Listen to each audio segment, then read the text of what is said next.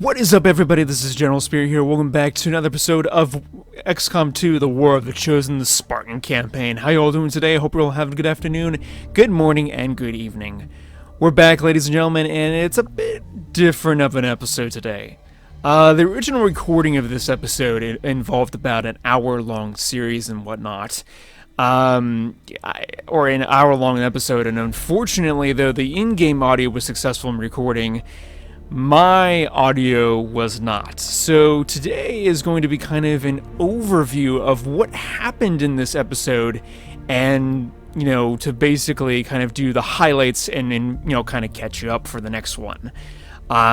So this episode was to do the mission to rescue Practical Mox, one of the skirmishers that had gotten captured in the Lost mission, or the mission where Practical and our Reaper met up, and Practical got captured by the Chosen.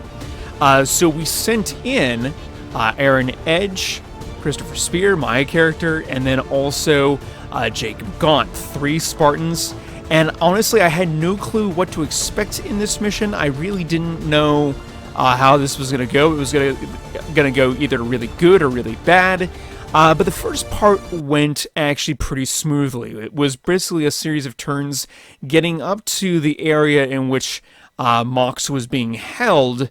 But the problem was there wasn't really any easy way into the main facility in which he was being held in. There were a series of turrets, there were some troopers that were kind of guarding all access points.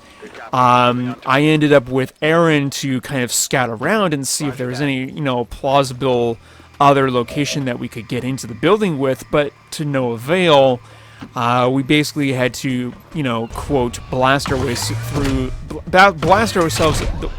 the front door by way of taking out the turret and also taking out the extra troopers.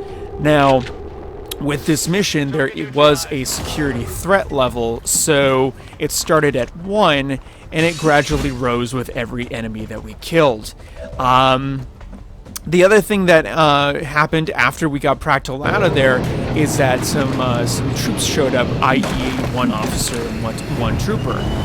Now, we did have, which was normally no biggie, but we also did have the mission to be able to try to skulljack the officer, and I wanted to see if we could get that done versus waiting for another mission to do so, because we may not have had another prime opportunity. Luckily, we did.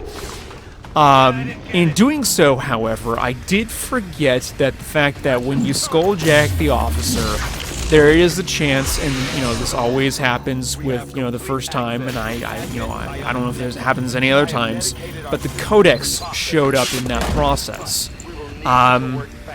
per which we were definitely not equipped for. We were equipped for handling the other enemies, but not so much the codex with just 3 low-tier guys. That was a very interesting scenario to tackle, especially with the codex actually cloning itself not once but multiple times, making our job even harder to get Practical out. You will have noticed in the video that I actually had to drop Practical with General early on to go skulljack the officer, but that further exemplified our problems because we had continual enemies dropping in. We also had codexes to deal with. We eventually got out of there with a mission success rating of flawless. We did take some hits, but luckily it was because it dropped our shields and our armor and whatnot, and there wasn't really much physical damage. Had I taken other troopers out on this mission, like some grenadiers or specialists or whatever, I don't think it would have been as successful as a mission as it was. To my surprise, though, when we got back to the Avenger, all 3 of the characters had promotions, which was really, really nice. And they didn't have to wait any time in the infirmary, which is and was currently being constructed on the Avenger at that time, which is really, really nice. The other thing I want to add to this is that this was probably a really, really good mission overall. I was actually really happy with how this turned out. Quite a challenge to get in and out of there, but it was actually really nicely executed.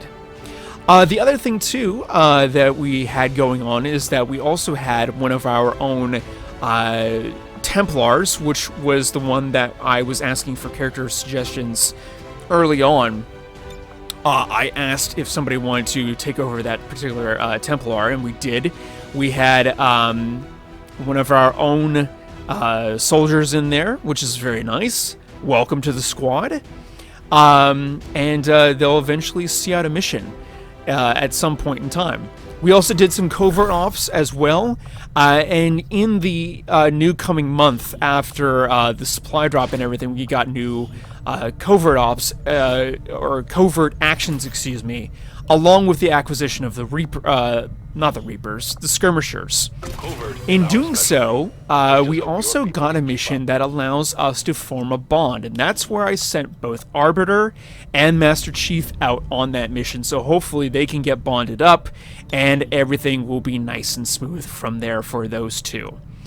Lastly, we have another mission that we're going to be going on in the next episode, in which General is going to be leading that group once again. Now, this group that I'm trying to formulate for this mission is the group that General will end up ultimately leading each time he goes out on a mission.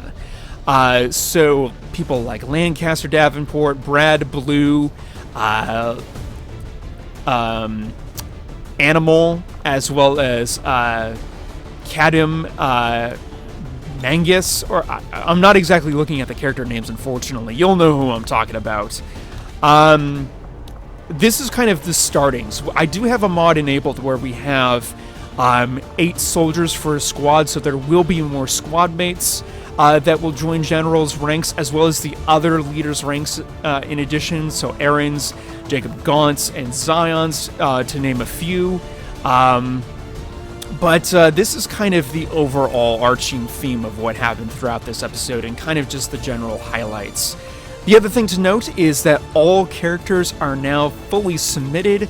I do apologize that this is only just one episode for today, and also one episode that we had yesterday, but I had to get all those characters submitted, and plus I'm working on something that's very special for some upcoming Space Engineers content that will probably arrive sometime next week.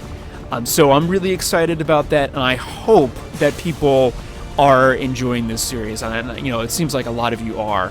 So without further ado, ladies and gentlemen, thank you all so much for watching. I hope you enjoyed this episode, for as short as it was, unfortunately. Feel free to Hulk smash that like button. As always, comment in the comment section below. If you're new, thank you so much for watching, and I hope you all enjoy. And don't forget to hit that subscribe notification button. And as always, everybody, thank you all for watching, and may the Force be ever in your favor.